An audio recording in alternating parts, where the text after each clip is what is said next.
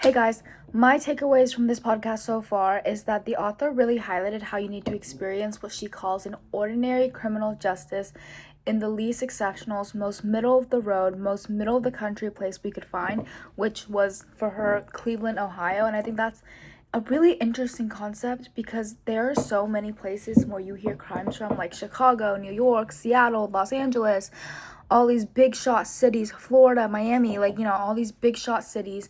But like those smaller places like Cleveland is not even that small, but you still don't hear as many major crimes from there. So having a podcast that you listen to or like a news outlet talk about those cases just feel a little more authentic, and it's like this is everyday life. I like that when you hear her recording, it's not just the monotone voice in the back of her head. Like, it's just not her talking the entire time. Like, she includes video clips from interviews. She includes video clips that she's shown by the lawyer. And that leads me to my next point, was that when she interviews people, like when she interviewed Anna in the podcast, she was very comfortable. Like, she was very casual. She wasn't trying to make it like hostile. Like, you could hear them laughing back and forth, joking around. It wasn't something that made you feel as though you were watching a police interview. You were watching a casual lady talk to like her friend. What stood out to me and surprised me or like angered me a little bit was that the woman in the bar who saw everything go down went and picked a fight with Anna and not the other guy, which is weird to me hearing the story and seeing that happen. But it's more weird to me that she was not questioned, so we don't actually know her side of the story. We don't know why she chose to do that, why she and her friend was watching Anna. Like, we don't know anything about this lady. Like, she was just there. Like, that was really weird. This one might be a little controversial. I think that it's ironic to me that the cop arrested the one person who I think didn't start the issue. Anna wasn't slapping anybody's ass. Anna wasn't the one who started the fight. Anna was just caught up, and if I'm being honest, defending herself from this lady who was starting a fit with her and this guy who was consistently slapping her ass. Like, that was sexual harassment, and she had to say what she had to say, and that's her right. It's not fair that she was the one arrested when she wasn't the one who instigated the problem. Okay, what was some new insight and stuff that stopped and caused me to think was how other people were also joining the fight against Anna. Like, just random people. Like, we don't know who these people were, and that was just interesting to me. The next point is that the cop that came up behind Anna's back did not, at least from what we see, did not identify himself to Anna, had his arm around her neck.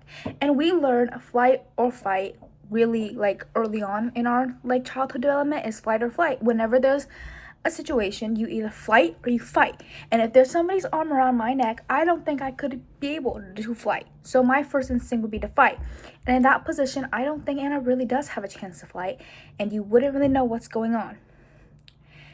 And that's my thing, is like, I don't know if she could see him or not. And she said that she didn't even know there were cops in the building. She didn't know that was a cop. So I really don't think that could have escalated worse. I think it was a misunderstanding. Because if somebody's hand was around my neck, I don't think my first instinct would be to just sit there and take it. Another thing was that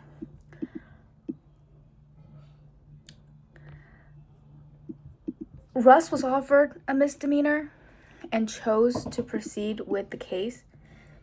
And I get where he was going with that, and I think it's nice that we ended up with her just having a misdemeanor. Because as bad as it is, sometimes justice is getting charged with less than you were actually arrested for. And as much as I don't want that to be what justice is, like, that is what it is in our current time. But the concepts from this course that I can directly connect to this case is fairness in the criminal justice system. At some point, Sarah talks about the difference in treatment between Russ's paying clients and assigned clients.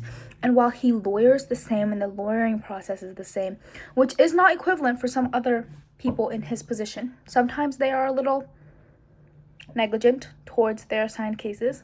But for Russ, he lawyers the same, but he treats them differently. Paying clients to get checkups and visits, and he's usually nicer to them and usually lets them, be a little rude to him, as opposed to his assigned cases where if they're rude, he's just gonna be really mean for the rest of their trial.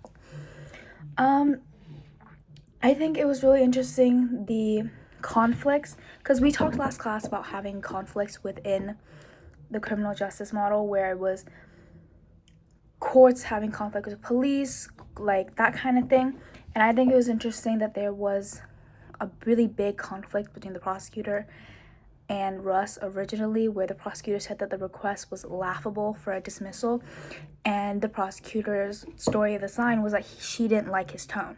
And I think that was really interesting because they both had their own stories of how that situation went down, and it was a really big conflict between the officers of the court. The next one I would say is lack of accountability, because why is Anna the only one getting in trouble when there were so many people part of the case? It seems almost as though that it was because she hit a cop that she was the one being held accountable, as if everybody else was not also participating in this. Like, the other woman was also like beating Anna up and stomping on her and this, that, and that, and none of them were questioned or anything, other than like the guy that was smacking her ass, who was let go, by the way. The guy that was literally harassing her was let go. And I just don't think that's accountability. I think if you're gonna make her hold accountability because she hit a cop, why not make everybody else in that bar hold accountability too? Because they were also involved, as you see when you review the camera footage multiple times throughout this process. At the same time, also just like them mentioning that Russ was asked if Anna was related to a former retired judge. And I thought that was really interesting because they were saying how the case would have 100% gotten dismissed if she had been related to the judge, which was really just crazy.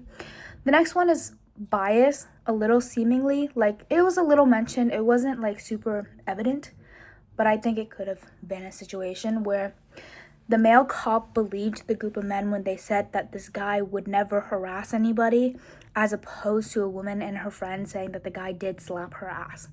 And I think that was really interesting because I would personally believe the woman if she was saying somebody slapped her ass, as opposed to the group of men who all knew each other-ish. But another thing was that the people who should be fair aren't always fair. Like, they mentioned that the judge was known to be a law follower, and that caused the defense to be a little wary about it. And also just like how the judge assigns the cases. So Russ was a little nervous, and that was just really interesting to me, how they can be biased in that way. This is a side comment for the last bit before I end the video, is that I think it was really strange the way the cop was talking to Anna. It felt really belittling. Like, when I was watching the thing, he referred to her as sweetheart a lot, and then whenever she like butt in to be like, what am I doing in the back of this car, he would get really aggressive. And I just thought that was really interesting. I feel like the way he talked to Anna felt really belittling. I don't love the way that cops refer to women as like sweetheart and honey and stuff like that. That's just an odd concept to me. But this video is getting really long, so I'm gonna end it now.